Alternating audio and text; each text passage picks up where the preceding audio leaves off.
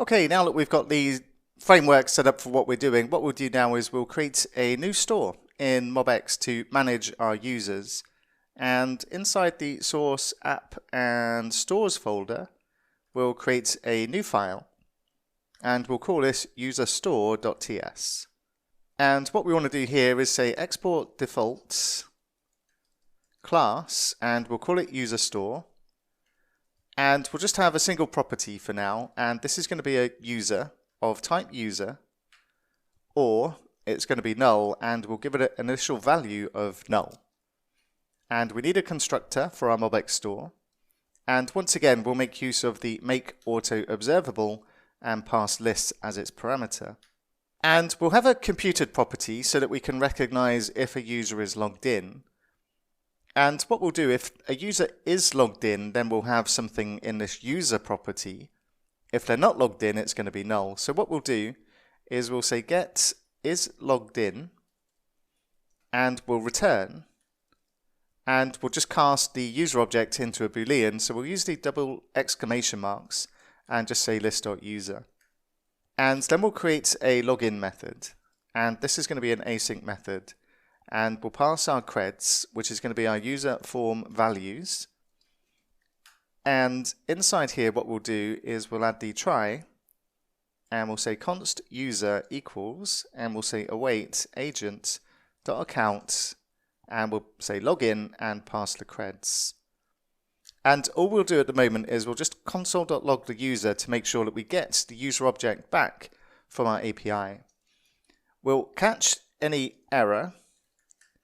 And if we do have an error, then we're going to throw this back to our login form. So we'll throw the error.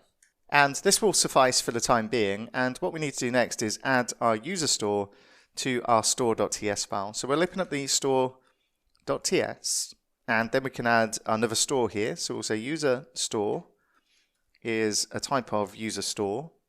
And then we'll add the user store to list export, and we'll say new user store. As simple as that. And then what we can do is we can head over to our login form and we can update this. Now, because we're going to be using our user store in here, so we're going to say const user store equals use store. And whenever we're using a store, it's always a good idea just to make this an observer. So we can observe any observables inside our store.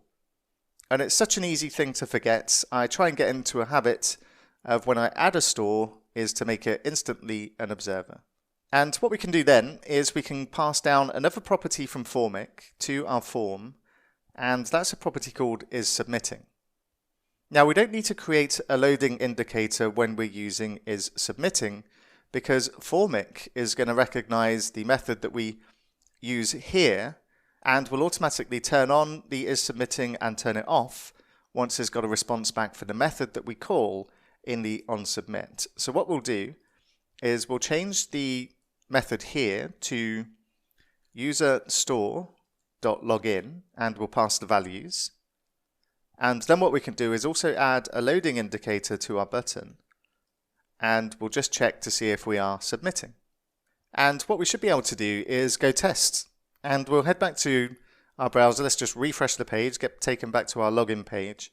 And what we'll do is we'll test the happy path, and we'll try and log in as Bob.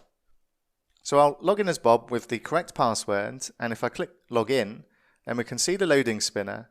And what we also see in our console is the user object that we're getting back from our API. So we've got our display name, no image because we don't have one. We've got our token, and we've got our username. And that looks pretty good.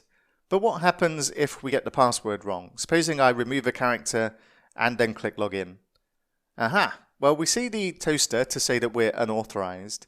But when we're inside a form, it's preferable to display the information on the form itself if the user's made a mistake. So we'd like to see something inside the form to tell the user that something's gone wrong and not just rely on that toast.